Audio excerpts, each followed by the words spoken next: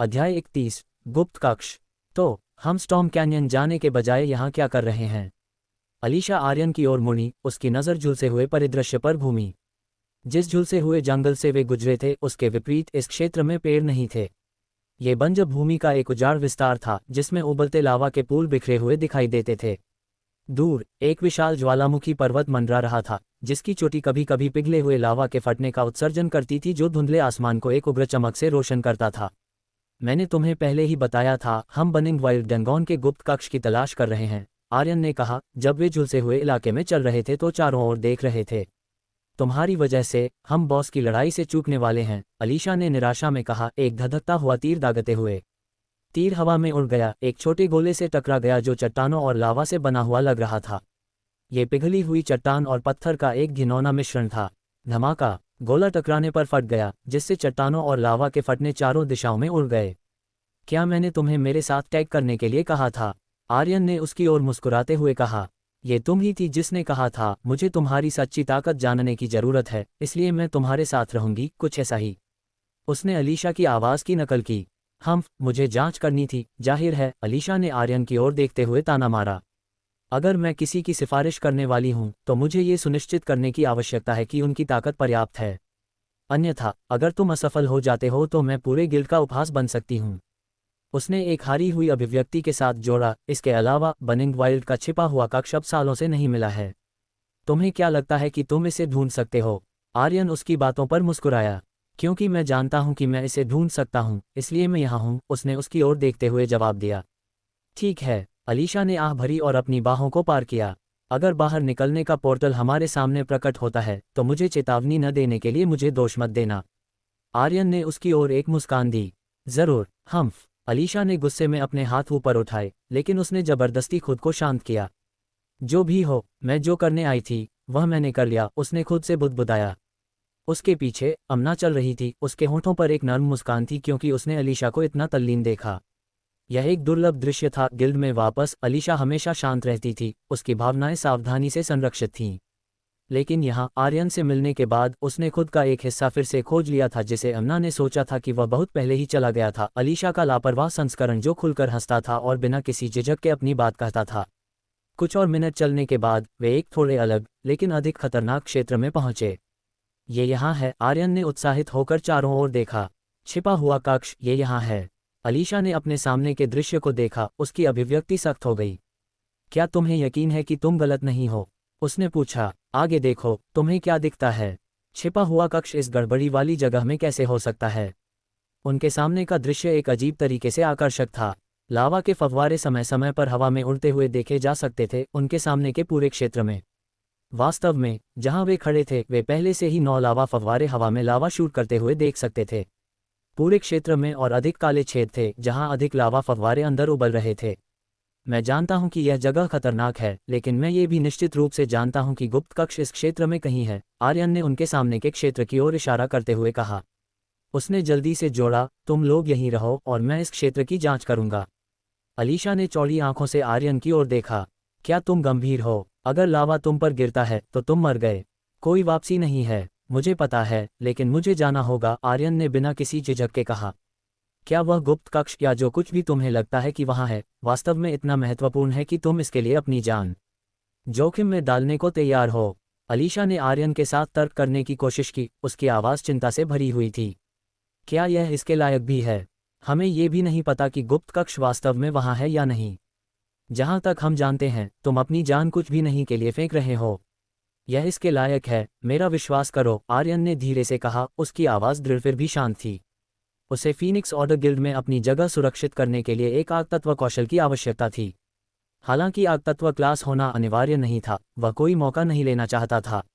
अगले महीने की शुरुआत में आने वाला गिल्ड चयन उसका एकमात्र मौका था और वह इसे चूकने का जोखिम नहीं उठा सकता था। जहां तक काली लपटों का सवाल था जो उसने पहले प्राप्त की थी, आर्यन ने उन्हें छिपाने का फैसला किया। उसे संदेह था कि रहस्यमय आदमी से एक बड़ा रहस्य जुड़ा हुआ था जिसने उसे तलवार के रास्ते में और कंकाल से विरासत में मिली ब्लडलाइन में निर्देशित किया था। जब तक वह सच्चाई का पता नहीं लगा सकता, वह इस शक्ति को गुप्त रखना पसंद करता था। इसके अलावा काली लपटें अपनी अंधेरे प्रतिष्ठा के लिए कुख्यात थीं, अक्सर विनाश और निषिद्ध शक्ति से जुड़ी होती थीं। उसे सार्वजनिक लक्ष्य बनने या खुद पर अनावश्यक ध्यान आकर्षित करने की कोई इच्छा नहीं थी। मैं वापस आऊंगा, आर्यन ने कहा इससे पहले कि वह उस क्षेत्र की ओर चला गया जहां लावा फव्वारे देखे जा सकते थे। उसकी गति इतनी तेज थी कि जब तक अलीशा और अमना ने प्रतिक्रिया दी, आर्यन पहले ही उस क्षेत्र में पहुंच चुका था। वह गति! अलीशा चौंक गई, उसकी आंखें आश्चर्य से चौड़ी हो गईं। उसने ऐसी गति वाले बहुत कम व्यक्तियों को देखा था, लेकिन वे सभी बैटल रीम की नौसिखिया रैंक में शीर्ष रैंकिंग में हैं। अलीशा, हमें क्या करना चाहिए? वह वहां चला गया, अमना ने चिंतित होकर कहा। अलीशा ने गुस्से में अपने दांत पीस लिए। ये लड़का पूरी तरह से पागल है।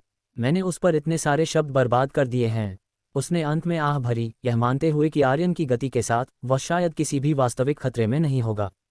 वैसे भी चलो उस पर नजर रखते हैं, उसने कहा, दूरी में आकृति को देखते हुए। अगर वह घायल हो जाता है तो मैं जाऊंगी और उसे वापस लाऊंगी और तुम उसे ठीक करोगी। अमना ने सिर हिलाया। वह एहसास जैसे ही मैं यहाँ आया बढ़ गया, आर्यन ने सोचा जब उसने चारों ओर देखना शुरू किया। अपने 3 डायमेंशनल बॉडी कौशल के साथ उसे लावा फव्वारों के बारे में चिंता करने की जरूरत नहीं थी। जब तक वह उन्हें देख सकता था, वह अपने स्टर्स और स्विफ्ट डैश कौशल के साथ उनसे बच सकता था। इसलिए बिना किसी चिंता के आर्यन ने पूरे क्षेत्र में दौड़ना शुरू कर दिया, गुप्त कक्ष की तलाश में। केवल कुछ मिनटों के बाद ही वह एक काले छेद के सामने रुक गया। गुप्त कक्ष इस नरक के अंदर नहीं हो सकता है ना? आर्यन ने अविश्वास में बुदबुदाया। उसने हर जगह जांच की थी और अंत में उसके 3 डायमेंशनल बॉडी कौशल ने उसे इस जगह पर पहुंचाया। कोई फर्क नहीं पड़ता, आर्यन ने सोचा, अलीशा और अमना की ओर देखते हुए, इससे पहले कि वह अंधेरे छेद पर नजर डाले और बिना किसी झिझक के नीचे कूद गया। मुझे उम्मीद है कि मेरा कौशल मुझे नहीं मारेगा। उसकी आवाज़ पूरे छेद में गूंज उठी। अध्याय 32, अजीब अधूरा कौशल। वह लावा के छेद में कूद गया। अमना घबराहट में चिल्लाई क्योंकि वह चारों ओर चक्कर लगाने लगी। अलीशा का चेहरा इस समय काला था। उसने स्पष्ट रूप से आर्यन के ऐसा करने की उम्मीद नहीं की थी। ये सब किस लिए? सिर्फ एक बेवकूफ़ी भरे कौशल के लिए। उसने आह भरी। वह लावा का छेद दूसरों की तरह सक्रिय नहीं हुआ है, इसलिए मुझे लगता है कि वह ठीक होगा, अलीशा ने ठंडेपन से कहा। हम 2 घंटे इंतजार करेंगे। वैसे भी ऐसा नहीं है कि हम समय पर स्टॉर्म कैन्यन तक पहुंच पाएंगे। अमना ने सिर हिलाया, उसकी अभिव्यक्ति चिंता से भरी हुई थी। इस बीच आर्यन को लगा कि गिरना बहुत लंबा चल रहा है। वह अब कई सेकंड से गिर रहा था, फिर भी वह अभी तक जमीन से नहीं टकराया था। धमाका! जब उसे लगा कि वह गिरता रहेगा तो वह अचानक जमीन पर गिर गया। उसकी पीठ में गिरने से चोट लगी, लेकिन वह कुल मिलाकर ठीक था। अजीब, मैं इतनी बड़ी ऊंचाई से गिरा और मुझे बस पीठ में दर्द है। आर्यन ने अपने आसपास का निरीक्षण करते हुए सोचा। उसने खुद को एक अजीब गुफा में पाया जिसकी दीवारों पर लपटों और धुएं के निशान खुदे हुए थे। दूरी में वह 3 स्तर 8 के गोले ठीक पहले वाले की तरह अपनी ओर आते हुए देख सकता था। इस जगह में बहुत सारी गुफाएं हैं, अजीब तरह से आर्यन ने बुदबुदाया क्योंकि उसने अपने दोनों हाथों से दसियों मैजिक बुलेट दागीं। मैजिक बुलेट नीली लेजर बीम की तरह हवा को चीरती हुई निकली, 3 स्तर 8 के गोलों से एक के बाद एक टकराईं। धमाका, धमाका, धमाका, धमाका। मैजिक बुलेट उनसे टकराईं और इससे पहले कि गोले प्रतिक्रिया भी कर पाते, उनके शरीर टुकड़ों में बिखर गए। एक पल बाद गोले लाल रोशनी के साथ चमक उठे, इससे पहले कि वे गायब हो जाते, अपने पीछे वस्तुओं का एक ढेर छोड़ गए। आर्यन आगे बढ़ा और उन सभी को इकट्ठा किया। उसके बाद उसने एक्स्ट्रानेट में उल्लिखित कौशल के लिए गुफा की तलाश शुरू कर दी। लेकिन खोज करते समय उसे कई अन्य दिलचस्प चीजें मिलीं। गुफा की दीवारों पर उसने और भी नक्काशी देखी, कुछ में चट्टानों को दर्शाया गया था, कुछ में लावा को दर्शाया गया था और कुछ में उन गोलों को दिखाया गया था जिन्हें उसने अभी अभी मारा था। इन नक्काशी का क्या मतलब है? आर्यन ने सोचा जब वह उनके पीछे गुफा में और गहरा गया। आखिरकार उसने पाया जो कुछ प्रकार की प्रयोगशाला लगती थी। प्रयोगशाला नहीं, यह एक कबाड़खाने की तरह है, उसने सोचा जब उसने जगह की जांच करना शुरू किया। उसने कई अजीब वस्तुओं को नोटिस किया, जिसमें एक लावा पूल, लोहे के क्रेटों पर सावधानी से रखे गए चट्टानों का एक समूह और एक मकबरा शामिल था। गंभीरता से, ये जगह क्या है? आर्यन ने आश्चर्य में बुदबुदाया। उसने पहले कभी इस तरह के गुप्त कक्ष को देखा या सुना नहीं था। उसके लिए ये किसी प्रकार की शोध सुविधा लगती थी जहां कोई किसी चीज पर प्रयोग कर रहा था। तभी गुफा के केंद्र में रखा एक खुला बक्सा आर्यन का ध्यान खींच गया। इसे इस तरह से रखा गया था कि इसे नोटिस न करना असंभव था। अजीब, हालांकि आर्यन को थोड़ा संदेह महसूस हुआ, उसकी जिज्ञासा ने उस पर काबू पा लिया और वह इसे जांचने के लिए पास गया। बक्से तक पहुंचकर आर्यन ने तुरंत उसकी सामग्री को जमीन पर डाल दिया और उनकी जांच करना शुरू कर दिया। इतनी सारी चीजें, और उनमें से कुछ तो एक डेंगॉन से संबंधित भी नहीं लगती हैं। आर्यन का संदेह बढ़ गया क्योंकि उसने वस्तुओं की जांच की। चट्टानों, माना पथों, रनों और इसी तरह के बारे में किताबें पर किताबें थीं। इसके अलावा उसे कुछ स्तर 6 के कोड, एक डायरी, एक षटभुजाकार टोकन जिसमें उसकी सतह पर एक काला कमल का फूल खुदा हुआ था और एक स्क्रॉल मिला। आर्यन ने स्क्रॉल को छोड़कर किसी भी चीज़ की परवाह नहीं की, इसलिए उसने अन्य वस्तुओं को एक तरफ रख दिया और उस पर ध्यान केंद्रित किया। Flame creation common. Flame creation कौशल, लेकिन यह एक कॉमन रैंक है। आर्यन ने कौशल की रैंक पर माथे पर शिकन डाली।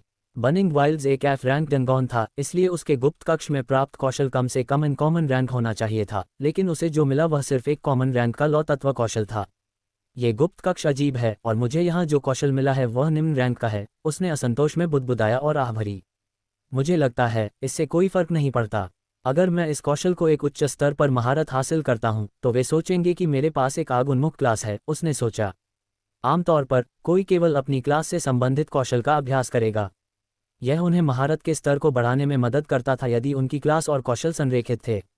अन्यथा ये साबित हो गया था कि किसी की क्लास से संबंधित नहीं होने वाले यादृच्छिक कौशल का उपयोग करना उन कौशलों में प्रगति करना लगभग असंभव बना देता था। उदाहरण के लिए, अगर किसी के पास फ्रॉस्ट विजार्ड नामक एक क्लास थी तो उन्हें बर्फ और पानी से संबंधित कौशल में महारत हासिल करना आसान लगेगा। दूसरी ओर, जलते हुए तीरों या अन्य आग से संबंधित कौशल का अभ्यास करना प्रगति करना लगभग असंभव बना देगा। लेकिन आर्यन एक अपवाद था। अपने डायमेंशन ऑफ टाइम की मदद से वह व्यावहारिक रूप से किसी भी कौशल को स्तर 100 तक महारत हासिल कर सकता था यदि उसे पर्याप्त समय दिया जाता। उन्हें पता नहीं चलेगा, आर्यन मुस्कुराया क्योंकि उसने कौशल स्क्रॉल खोला और अपना हाथ उस पर रखा। आर्यन वॉर्डवॉकर को कौशल प्राप्त करने के लिए बधाई। फ्लेम क्रिएशन अधूरा। Rank common. स्तर 0। विवरण: एक पागल वैज्ञानिक द्वारा अपने प्रयोगों के लिए बनाया गया एक कौशल। क्या ये सच है? आर्यन दंग रह गया क्योंकि उसने कौशल का विवरण पढ़ा। धिक्कार है, मैं सही था। ये वास्तव में एक ऐसी जगह है जहां किसी ने शोध और प्रयोग किए, लेकिन उन्होंने ये कैसे किया? जहां तक वह जानता था, एक डेंगॉन बॉस के हारने के बाद सभी को बाहर निकलने के लिए 1 घंटा देगा। ये किसी को भी एक अलग जगह पर बहुत दूर होने पर एक पोर्टल भी भेजेगा, जिससे उन्हें डेंगॉन के रीसेट होने से पहले बाहर निकलने में मदद मिलेगी। हालांकि रीसेट हर चीज़ को प्रभावित नहीं करता था।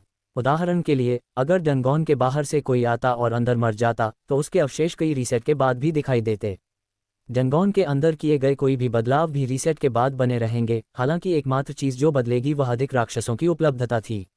लेकिन अगर वे 1 घंटे की समय सीमा के बाद डेंगॉन नहीं छोड़ते तो क्या होगा? आर्यन ने सोचा, फिर सिर हिलाया।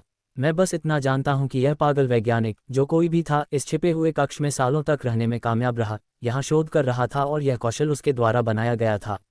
हालांकि उसे नहीं पता था कि पागल वैज्ञानिक ने इसे कैसे अंजाम दिया था। लेकिन उसे कोई फर्क नहीं पड़ा जब तक कौशल काम करता था। ये चुपचाप स्तर बढ़ाने के लिए एक अच्छी जगह है। आर्यन ने बुदबुदाया इससे पहले कि उसने अपने पास मौजूद सभी कोर निकाले और उन्हें अवशोषित करना शुरू कर दिया। सभी स्तर 6 कोर और स्तर 7 कोर के मिनटों के बाद आर्यन का स्तर नहीं बढ़ा। धिक्कार है, मेरे साथ क्या समस्या है? उसने माथे पर शिकन डाली इससे पहले कि वह कुछ स्तर 8 कोर अवशोषित करता जब स्तर बढ़ाने की सूचना उसकी दृष्टि में पॉपअप हुई। आर्यन वॉर्डवॉकर को नौसिखिया रैंक के स्तर 5 तक स्तर बढ़ाने के लिए बधाई। आर्यन रैंक नौसिखिया, स्तर 5, क्लास डायमेंशनल कीपर, काया 6.5, आत्मा 7, ऊर्जा 10, कौशल क्लास कौशल 3 dimensional body dimension of time, अर्जित कौशल मैजिक बुलेट स्तर 100, बेसिक स्वॉर्ड आर्ट्स स्तर 100, स्विफ्ट डैश स्तर 100, फ्लरी स्ट्राइक स्तर 100, फ्लेम क्रिएशन स्तर 1, समझ स्वॉर्ड ऑरा स्तर 1, bloodline black dragon chaotic bloodline, draconic essence 10, dragon scales 1, अध्याय 33, स्टॉर्म कैनियन। मुझे अब निकलना चाहिए, आर्यन ने बुदबुदाया। इस डेंगॉन के बारे में बहुत सारे रहस्य थे, लेकिन उसके पास कोई जवाब नहीं था। इसके अलावा उसे वह मिल गया था जो वह चाहता था। गुप्त कक्ष को आखिरी बार किसी भी मूल्यवान चीज के लिए तलाशने के बाद आर्यन उस नरक के नीचे के क्षेत्र में लौट आया जहां वह उतरा था। उसने आगे लंबे रास्ते की ओर देखा और एक पल के लिए विचार किया। चलो ड्रैकोनिक एसेंस की शक्ति का उपयोग करते हैं, उसने फैसला किया। नरक के केंद्र में चलते हुए आर्यन ने 6 ड्रैकोनिक एसेंस की शक्ति का उपयोग किया। उनके भीतर की शक्ति को सक्रिय करते ही उसके शरीर में प्रचंड शक्ति दौड़ गई।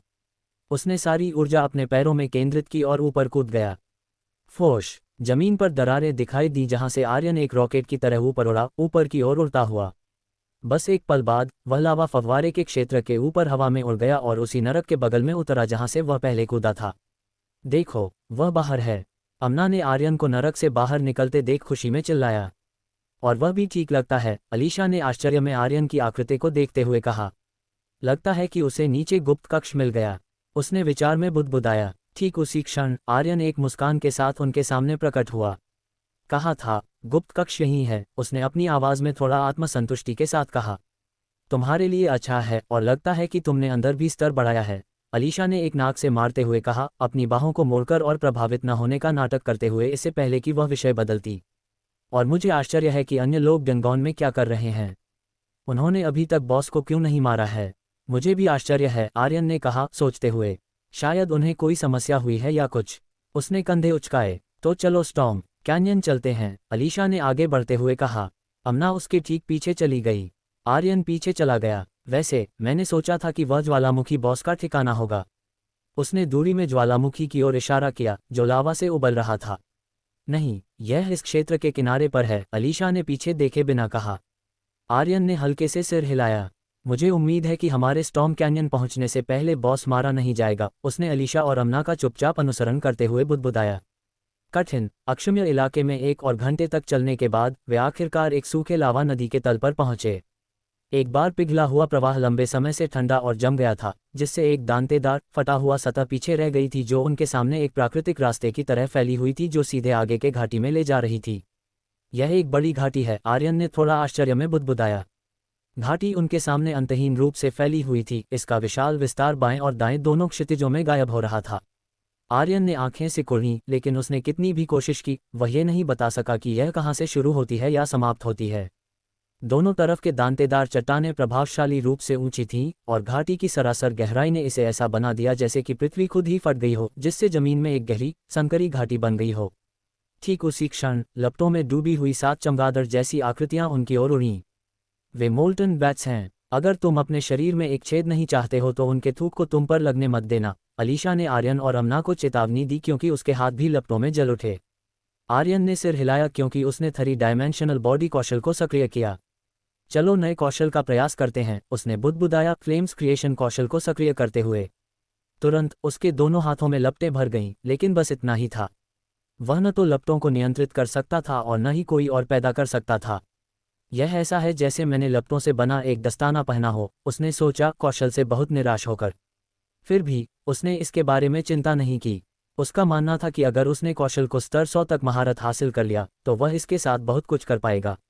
मेरे पास रहो, अमना ने चिल्लाया। मेरे पास एक कौशल है जो हमें थूक से बचा सकता है। आर्यन उसकी ओर मुड़ा और उसके ऊपर हरे रंग की रोशनी का एक गोलाकार ढाल तैरता हुआ देखा। ये बड़ा नहीं था, लेकिन ये 3 लोगों की रक्षा के लिए पर्याप्त था।